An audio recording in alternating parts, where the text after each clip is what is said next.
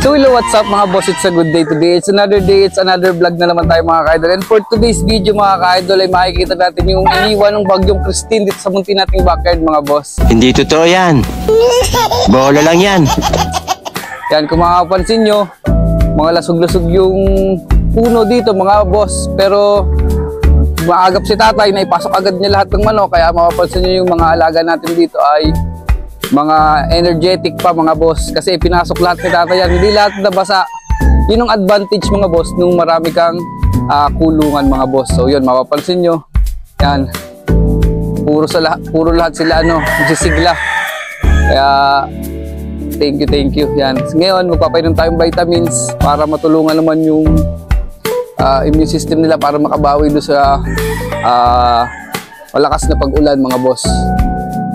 So yun, simulan na natin.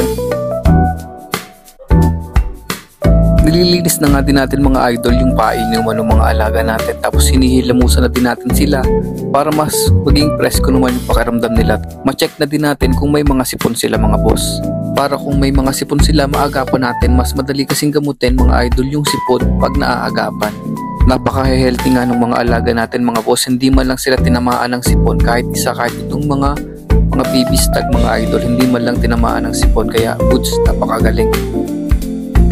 Kaya mga idol, mas magandang mag-alaga ka lang ng kaunti na kaya mong ibigay yung 100% para sa kanya, para healthy silang lalaki mga boss. At lagi ko sinasabi sa pag-aalaga ng manok, minsan nananalo, minsan natatalo, lagi nyo lang tandaan, winners never quit, losers never win. That's all. God bless. Bye bye.